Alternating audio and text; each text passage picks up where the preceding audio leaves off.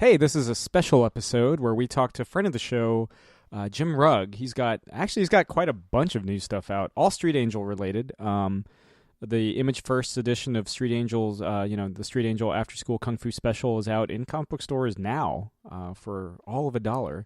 You can also get Street Angel Goes to Juvie, his latest full installment of The Deadliest Girl Alive, out on Wednesday, May 2nd. And on Free Comic Book Day, he's got a Free Comic Book Day special, Street Angel's Dog, which is a delight. That's out on Free Comic Book Day being Saturday, May 5th. But, this is Jim's fourth time on the show. Let's let him talk about it. I don't know what that voice was. I'm sorry. I apologize. But here's Jim Rugg. And coming on for his four-peat appearance, that puts him in the upper echelon of guests that have been on, like... Four times. Four times, yeah, exactly that. Nobody has hit the 5-peat belt yet. So Jim, you're in good company right there with Jim Zub and Zach Kaplan and Alex DeCampi and Kyle Starks and what's his name that does Spy Seal, Rich Tommaso. So yeah, you and Alec Baldwin. And Alec Baldwin, yeah. Well, I'll keep making books, and I'll try to get back on here. There we go. Take that title. Nice. We should come up with a belt. Yeah. But yeah, Jim Rugg, he's here to promote the newest installment. Actually, not just one. There is a new full installment of Street Angel. Street Angel Goes to Juvie, out in comic book stores everywhere on Wednesday, May 2nd. There is a Free Comic Book Day special, Street Angel's Dog, out everywhere. Free Comic Book Day is Saturday, May 3rd, 4th, 5th. Sorry, I had to do mental math. And out everywhere at the time this thing publishes will be the Image First Street Angel After School Kung Fu Special, which sees Jessie Sanchez, the deadliest girl alive, in a special kind of like $1 edition of her first Image Comics adventure. Jim, thanks for coming back on the show, man. Thanks for having me, Sam. Great to be here. So between all of the things that I just listed, you have been really busy since the last time we spoke. I know you had just done like Small Press Expo. You had just put out Street Angel Superhero for a Day. You've got the day job teaching visual arts. So you and here you are about to put out another full edition of Street Angel, a free comic book special. How's it been in the last, I guess, 6 months? Busy's the right word for it, but I couldn't be happier about it. I actually, at the SPX last fall, was kind of the end of 6 weeks of a very, very busy period of my life. And I went to Denmark to teach, and then I guess it was Superhero for a Day was being released while I was there, and came back, was home for one day, and went and did a store signing for the release party for that book. And in my head, it was like, okay, that'll be my break time, once I finish this up. And on the very last day of teaching at Denmark, I got the email from Image about doing a Free Comic Book Day book. And I've been asking them, to let me do a Free Comic Book Day book since I started working with them. So I'm super excited to get to do one. But yes, it has been a very busy 6 months, as you surmised. Were you working on that in tandem, I suppose, with Street Angel Goes to Juvie? Yes. Yeah, I was. It's interesting. The Free Comic Book Day, well, it's probably not interesting, but the Free Comic Book Day book was actually due several months or a couple of months ahead of the Juvie graphic novel, which is strange since one comes out after the other. But so I worked on them a little bit together, but I had to finish the Free Comic Book Day story, and then I basically shifted to the Juvie book without any break. But that's all good. It's worked out. I have all of my comps, and I'm thrilled with how they've come out. And it's the most exciting day for me is usually the day the comps arrive. And so they've been kind of trickling in over the last month. And last week, my copies of Street Angel Goes to Juvie showed up, and I'm happy with how they turned out. So it's all good. So I think you had been working. Yeah, I think you had started Street Angel's Dog around like Halloween or leading up to Halloween, if memory serves. But yeah, so with Street Angel's Dog, you've got this.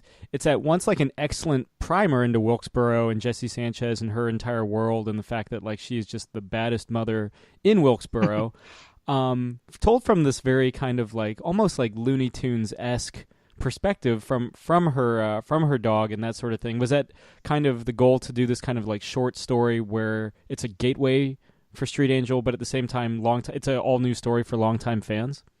Yeah, absolutely.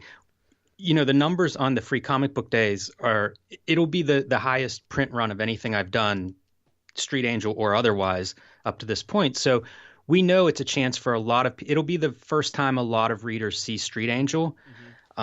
Brian and I are constantly writing, so we have lots of different stories. And whenever Image contacted us, we kind of went through our list of stories and tried to figure out exactly what would be, the best intro story that we had. And, of course, it is a new story. So, also what would be good for, longtime Street Angel fans and readers. And based on what we had and kicking it around, it felt like The Lost Dog was the best one. And it was one that, some of Street Angel's adventures are a little more far out. They kind of run the range. I was thinking about this because I've been doing more press about how if you look at the superhero genre, you can find everything. You can find, far out stories. You can find very small personal stories and everything in between. And that's what I like to do with Street Angel, is the idea that it's a superhero. We can do anything that's been done in the history of superhero comics with this character. And Street Angel's dog seemed like a story that would appeal to new readers, without going too crazy with anything. And also, I think it's a really good introduction to her character. You get to see why should you like her. This story kind of presents why, it makes it very easy to fall in love with her as a character, I think. Well, it's very easy to relate to. Everybody loves animals, right?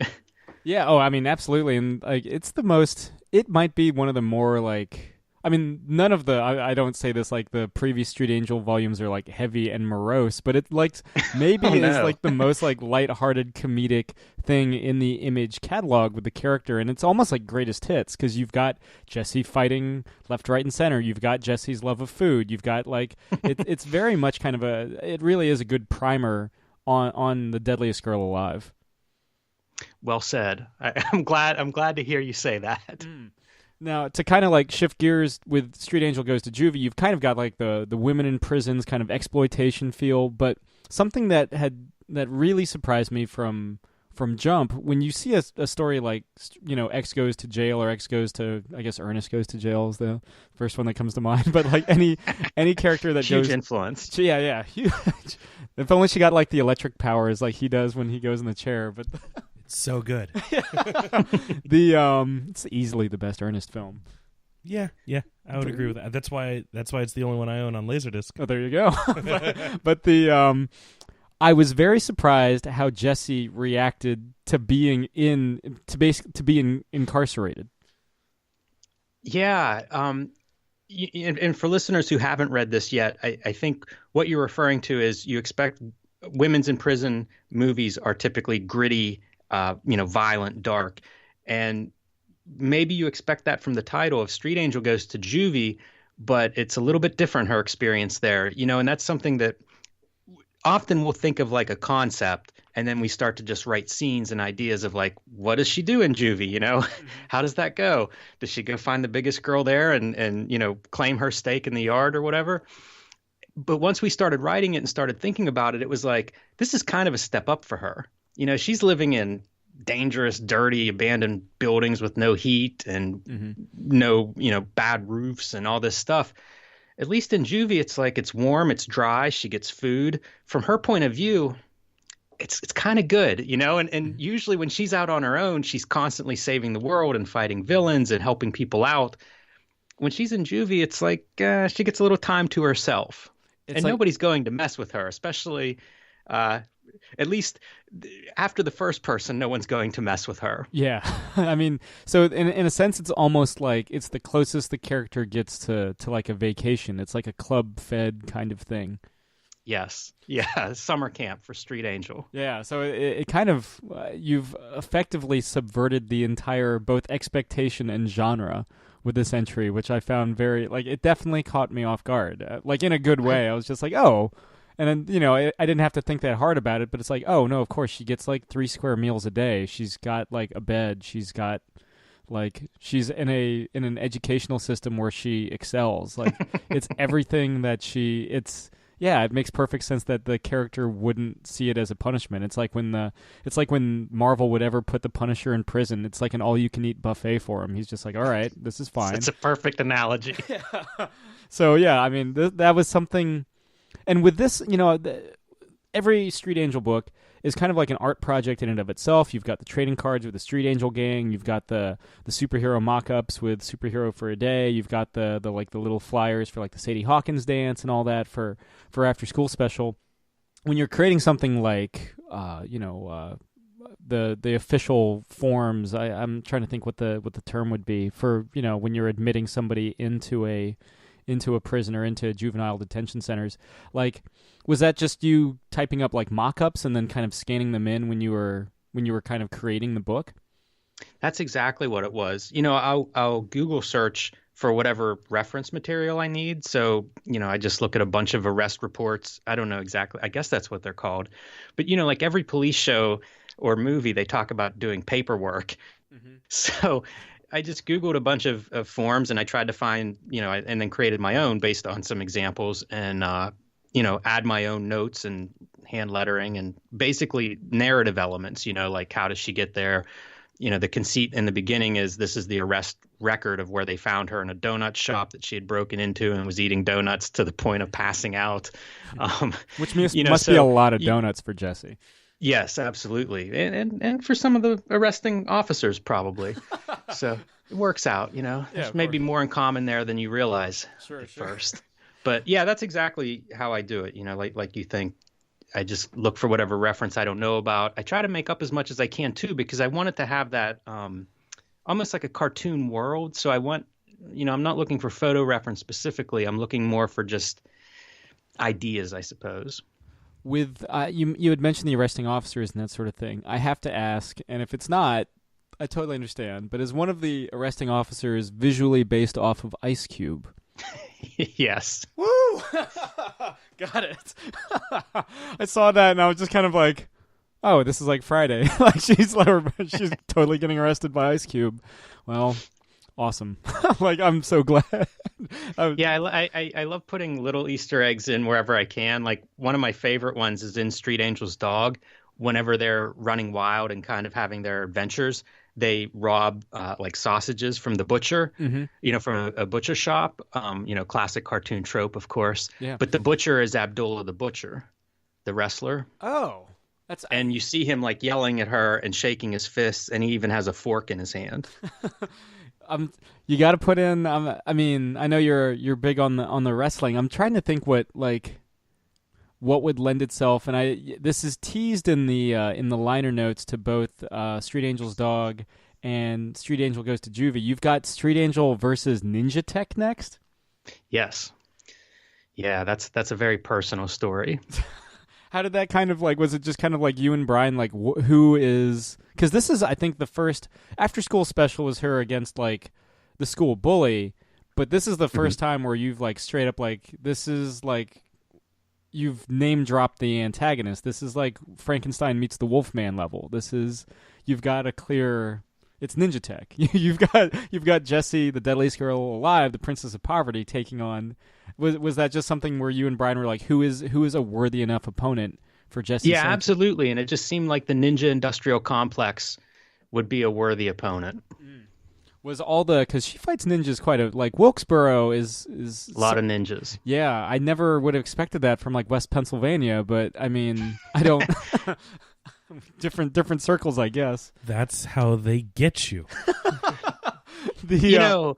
As realistic as Street Angel is, I have to remind you that it is a fictitious world that she lives in. So, it's not exactly like the world outside our doors. Fair enough. I might have to make. You may have taken stretched the reality a little bit in terms of how many ninjas are operating, but unless you're trained, how can you really tell how many ninjas are out there? I would guess that you pass a lot more ninjas that you don't see than the ones you do see. I would hope so. That's deep, man. That's I guess the last thing you actually want to see is a ninja, because that means, yeah. Well, the is that kind of is Ninja as Street Angels and go-to antagonist kind of would you say it's like a Frank Miller influence? Probably. It's Frank Miller, it's 80s, it's Teenage Mutant Ninja Turtles, might be the Tick a little bit, like ninjas are such a perfect. It's probably growing up in the 80s, it's probably more of like 80s influence than anything else. Ninjas are just the perfect henchmen, opponents. And we refer to her as a ninja, so, it kind of fits sort of. There's some logic hopefully there, but it is a world infested with ninjas, so Yeah, well, and she's doing her part to keep them in check and keep Angel City safe. But this is Jim. This has kind of been a recurring trope since the last time you've come on. Speaking of '80s culture, somehow with almost every single interview, we've managed to slip this in. Really, for the last 3-4 months. But what is your professional stance on the 1987 film RoboCop? love it. Some of it was filmed in Pittsburgh. There was like the gas station that explodes is when I used to do a podcast, it was in a neighborhood right beside where that gas station scene was filmed. So I'm definitely pro RoboCop. Is it just RoboCop and that's the end all be all, no 2, 3 reboot series? RoboCop is certainly my favorite of that whole group, but I kind of celebrate the whole RoboCop catalog. Of course. That's an interesting. I mean, we've had RoboCop 2 defenders. We've never had a RoboCop 3. Yeah, I'm not going to go too hard on defending that one, but even I find it hard the to Frank Miller. There's some to like there. Even I find it hard to defend RoboCop 3, and I'm the biggest apologist for bad movies. Do you have that one on Laserdisc, Chris? I do not. I only have the first one on Laserdisc. Well, Criterion. Well NC-17 rating. With the extra Ed 209 shooting, right? And extra blood everywhere. Yeah. So I just now we can check that one off So Jim Rugg pro RoboCop. Okay. So with the image firsts for Afterschool Special, was that kind of timed specifically because of Goes to Juvie and Street Angel's Dog going out the week after? Yes. Yeah, absolutely. It's a chance to hopefully, generate interest in Street Angel and be able to fulfill that interest, capitalize on the free comic book day. So yeah, it was a coordinated effort. How did you manage to? I mean, what was the process of getting? Because all the Street Angel books are these gorgeous kind of like standalone hardcovers. What was it like, kind of making it an image first, or is it just like a matter of just making it floppy? Yeah, there's still the same ratio. Those bigger books, so it's pretty easy to reduce the art down to fit that comic book size because. It's like a 2:3 ratio approximately for both of them, for the hardcover format and for the comic book. And that was something whenever we came up with the hardcovers, like they're a little bit of an odd size. They're like 8.5 by 12. I can't remember what the original size. I think we were looking at like 9 by 12, but I wanted it to still feel like a comic book. So making the comic book is pretty easy from the artwork for the hardcovers, which is what that After School Kung Fu Special, was the first hardcover we released. So we had the artwork in a high resolution, bigger than the comic book. And there wasn't really too much to shrinking it down. Story-wise, I can't remember the exact page count, but it fits, like a 32-page comic. You don't get any of the extras that are in the hardcover. But as a comic book, comic books are the thing I fell in love with. So it's kind of great to see it in that format. Mm-hmm. Speaking of extras, in every single Street Angel volume, you've kind of got these reading book club questions. Is that kind of, would you say it's a natural outgrowth of your educational background? Is that just kind of like something where you just kind of can't help yourself, or is it kind of like a fun little challenge where you're like, well, what do the readers kind of think? Do they prefer pinstripes or do they prefer the orange jumpsuit look and that sort of thing? It's such a big question. I feel like everybody is eager to dig into that one. My wife is a big reader and she's she's in book clubs and things like that and does stuff like Battle of the Books. And early on in the process, I was showing her the books and talking to her about them, and the idea of a reader club or, a book club having questions, came up. And I thought that's a pretty great idea. And some of the books that she reads, they're adult's the wrong word. They're novels, but they still will have some questions in the back. And I thought that was kind of interesting in a way to highlight possibly some of the story elements or characters or more subtle details, but also a way to continue, making jokes. And I don't know, hopefully somebody out there is engaging in a book club reading of these books. But it just seemed like another fun element. Yeah, I mean, it also, given the age of the characters, it lends Right. itself to that too. Yeah, I think the first book especially, that was, the After School Kung Fu Special was the first one we released, and that was the first one that we had questions for a book club in. And, it really fit well since that one was set in a school. But I liked that feature, so we continued using it and trying to adapt it. If you look at the formatting of them, they tend to fit the theme of each book. So it's one more design element, but I also like having that as a regular piece. With the Street Angel books, you co-write these with Brian Maruka. You've got kind of a, like you were saying, you kind of got a bit of a wish list kind of for Jessie. I'm still waiting for the Jessie Cage match. I'm still hoping that happens. If she fights like an Undertaker facsimile, or even like, I don't know, Chris, maybe Iron Sheik. I would love to do a fight, like a fighting story like that, some kind of underground fight club or UFC fighting, or something behind the scenes, almost like Van Damme Lionheart or something. Oh, God, yes. It feels like when I was a kid, every other movie, that was the plot, some kind of illegal fight circle, and somebody had to fight against their will to save some hostage or throw a fight.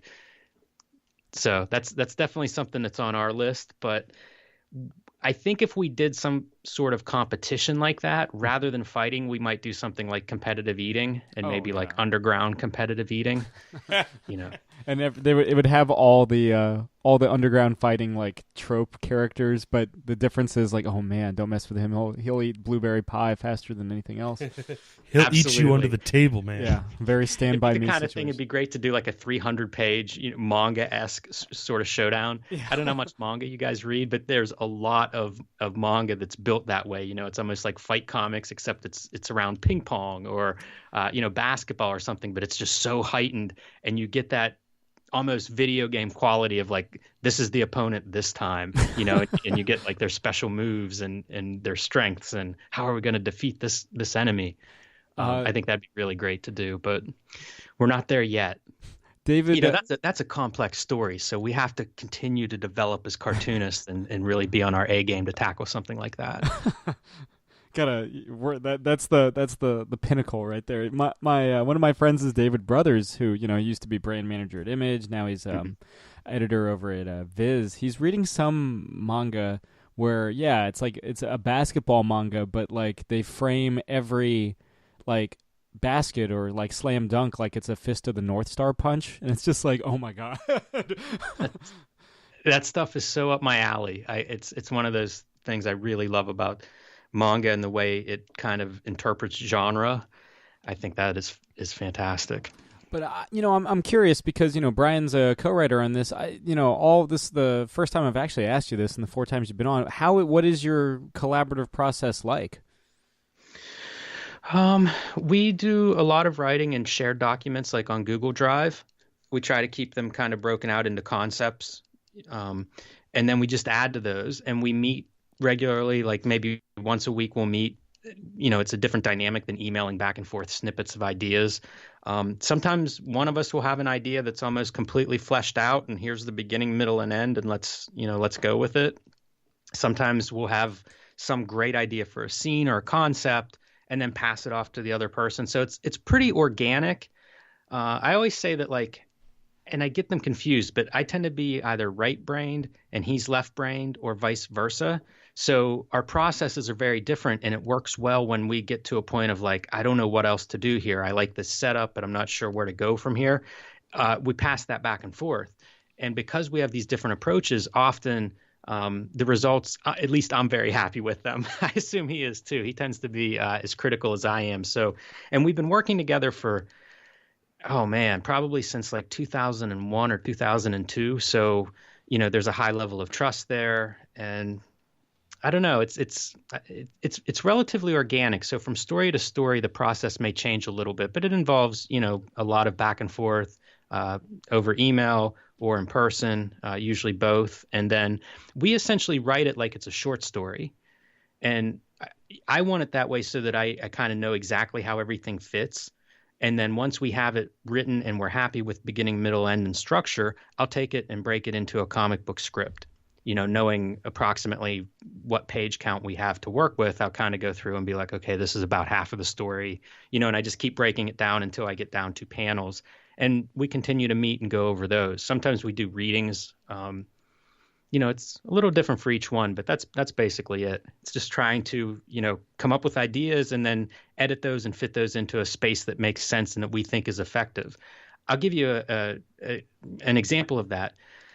So Street Angel's dog, the first story we did whenever we hooked up with Image a few years ago, the very first story was called Lost Dog. And that's roughly the architecture of Street Angel's dog.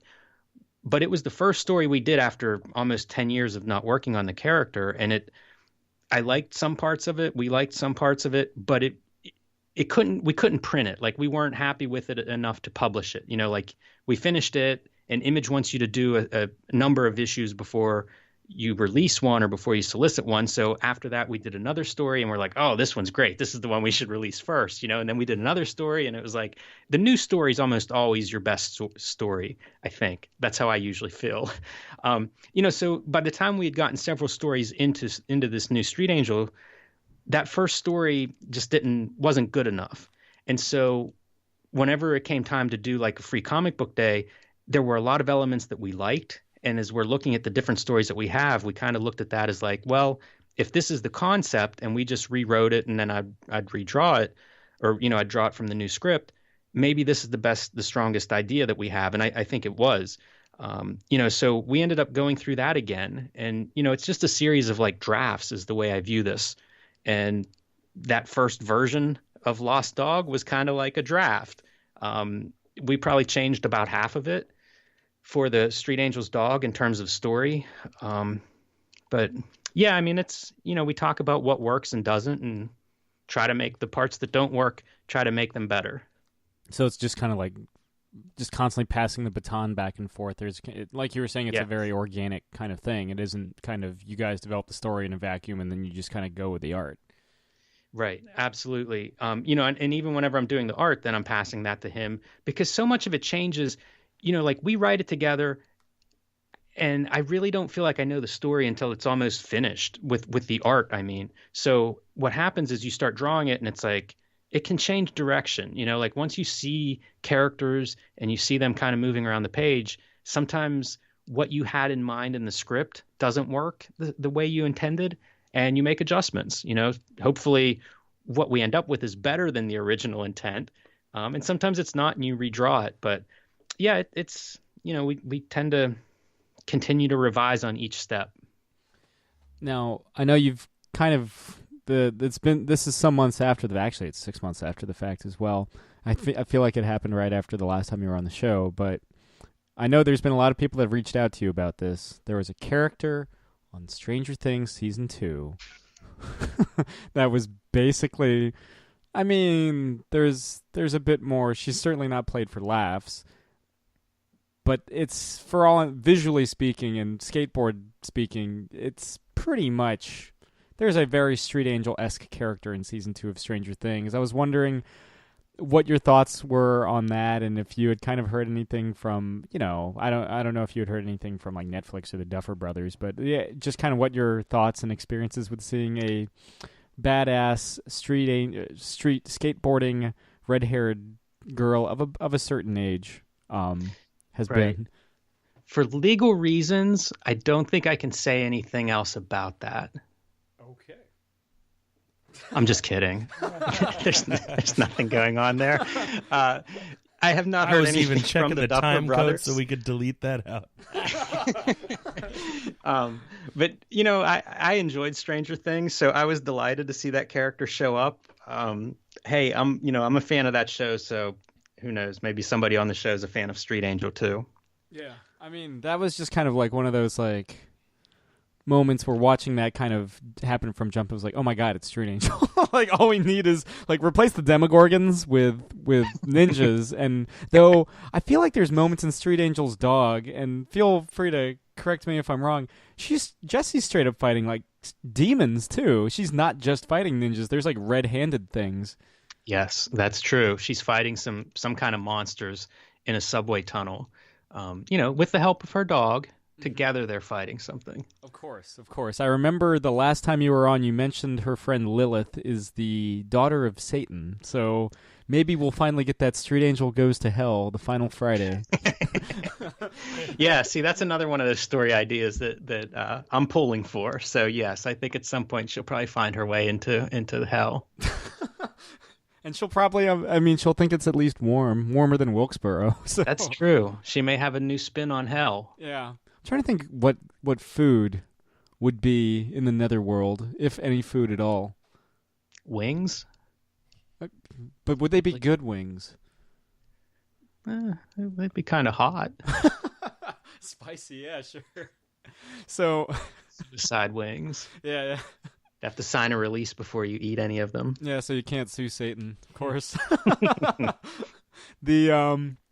Jim, as you may recall, something we ask everybody that comes on this fine program, and you've been on the receiving end of it 4 times now, or this is your 4th time. What are you currently geeking out over? Oh boy, I just finished reading Rosemary's Baby. I think on a previous episode I had just finished reading Carrie. I have never seen the movie, and my friend, again, Ed, had listened to Rosemary's Baby and then watched the movie and was really excited about it. So he recommended that to me, and it was delightful. It was a great read. It was very different than I expected. I enjoyed that a lot. The other thing that I'm geeking out about are wordless picture books, like children's picture books. Mm-hmm.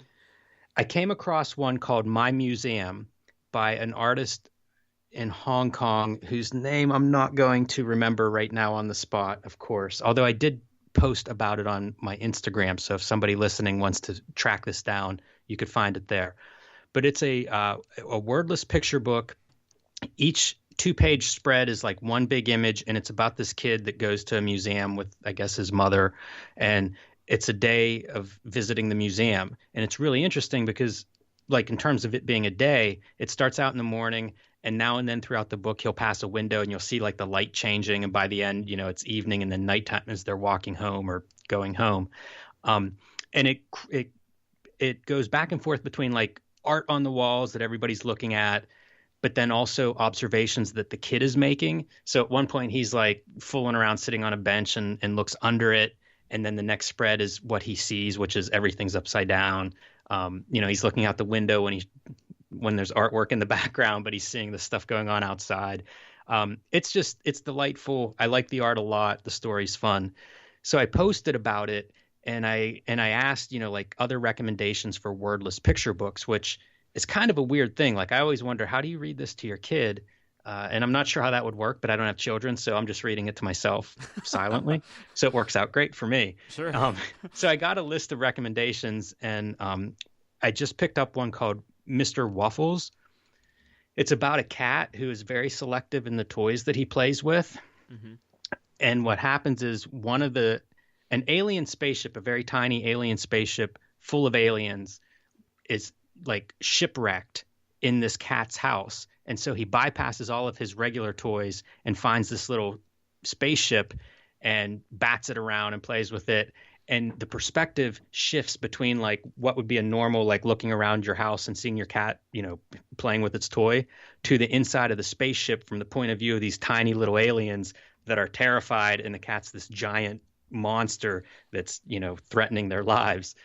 And it's amazing. It reminds me of Mobius, who I always think of as an artist that is very extreme in the way they show perspective and space. Mm-hmm. So it's very dramatic. And yet, it's a kid's book and it's wordless. So it's really delightful. But I actually just got 4 books out this morning that I haven't had a chance to go through yet. They were all from the list of recommendations people had for wordless picture books. So that's probably the thing that I'm most excited for now. There's an image book that came out last year called A Land Called Tarot. by a French artist. I want to say it's Gail Bertrand, and that's entirely silent too. And it's kind of got a very kind of manga anime influence. It almost looks like I'm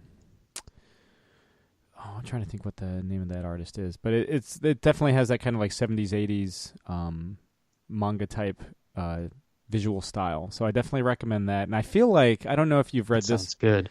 I don't know if you've read Kyle Starks' Rock Candy Mountain, but I feel like that book, it only ran for 8 issues. It was he only planned it for 8 issues, but I feel like that's kind of up your alley too. There's definitely words in that, but I would recommend that. But you had mentioned Rosemary's Baby. You had mentioned Carrie. On Friday the 13th, you had rendered gorgeously a Jason Voorhees with the Predator and okay. and a more minimalist like Jason picture. Is Jason, being an 80s kid, is Jason your favorite of the 80s slashers? Probably. I loved slasher movies as a kid. As you say, being an 80s kid, it was like video stores were, my first love, and horror movies were like my favorite section in the video store. So I love Jason, the hockey mask. It's such an iconic design. I'd say maybe that's probably my favorite. Over, I guess the only other true competition would be Freddy Krueger and Michael Myers. Yeah, I would probably throw Leatherface in there. I used to draw slashers. Before I started reading comics, I would draw like wrestlers, and I would draw horror movie slashers from horror movies. So I would include Leatherface in that group. I do have to ask then, what is your favorite Friday the 13th film? That's a tough one. Probably part 6, because that was the first one I saw in a theater, and it was like, you just remember that.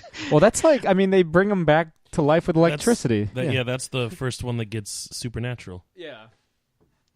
Like straight up, Jason Lives, where they stab him in the chest with a weather vane or whatever, and lightning bolt magically comes a little down. Frankenstein action. Yeah.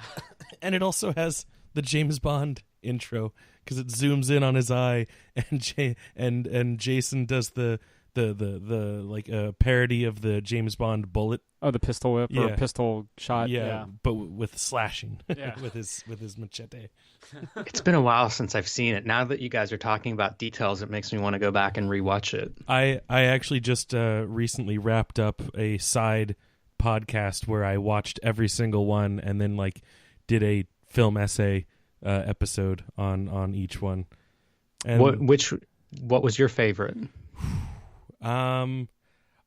Oddly, not New Beginning. That's the one you invited me on for. Where it's not even Jason. I have more ones that I hate than no.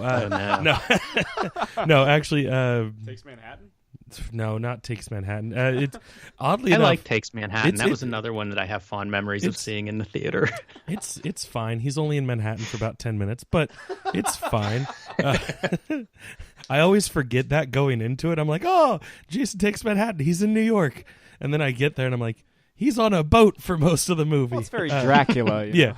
But no, oddly enough, I actually, out of all the like proper Jason Voorhees ventures, so like excluding the first one and Freddy versus Jason, I would actually have to say that the 2009 remake is actually probably my favorite, like all around horror movie. Bold. Yeah, but wow, all around horror. Well, That's from the Jason mythos. Okay. Not overall, probably The Shining, but though I'll be honest, Jim. Chris and I are mainly Nightmare on Elm Street. Yeah, kids. we're more Freddy kids. Yeah, Freddy's kids. That is not not something you want to be. be. Theater too. Yeah. I'm a Freddy fan. Yeah. He's the only one that actually scares me because I can't defend myself in my dreams.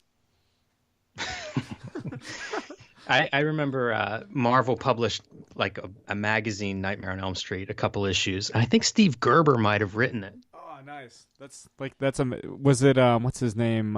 Who did who unfortunately passed recently. Was it Bernie Wrightson on art? Because that would have been a match made in heaven. No, that would have been wonderful. It was not Bernie Wrightson. Oh. I can't remember the artist, but I don't remember the artist being notable, which I already regret saying, because it'll probably turn out to be somebody the great. artist listens to us, and he's All the Marvel. I'm just Tom DeFalco, but the yeah, and he's a writer. But the I didn't even get that right. But so I mean, well, he's not listening anymore. Yeah. Thanks for Maximum Carnage, Tom. But but yeah, Jim. Before we let you go, I mean, again, you've got a lot of stuff going. You've got the Image First Street Angel After School Kung Fu Special. You've got the Street Angel Goes to Juvie out on May 2nd, and you've got Street Angel's Dog on Free Comic Book Day. Is there anything else you want to promote? No, that is what I want everybody looking at for the next couple of weeks. Cool. And when? Well, I mean, I know we'll talk Street Angel versus Ninja Tech when Street Angel versus that'll be your $5. That's where you get that's where Jim gets the belt. And we can tease whenever I ask you guys which Street Angel installment is your favorite. Ooh. We can save that for the next episode. Oh. Well, I mean, I already. Well, there will be more to add to the pile. So okay, you'll have to reassess which one is your favorite. Yes. All right. Well, Jim, thanks again for coming on again. Street Angel After School Kung Fu Special, the Image First Edition out now. The Street Angel Goes to Juvie out May 2nd, and Street Angel's Dog out Free Comic Book Day, which is Saturday, May 5th. Jim, thanks again for coming on. Thank you guys so much. Everybody go read Street Angel. This has been another Geek Out production. If you enjoyed what you heard, hey, we've got a special episode every Friday. Of course, there's the usual catching up show every Wednesday, and you get book club episodes just about every Tuesday these days. Thanks for listening.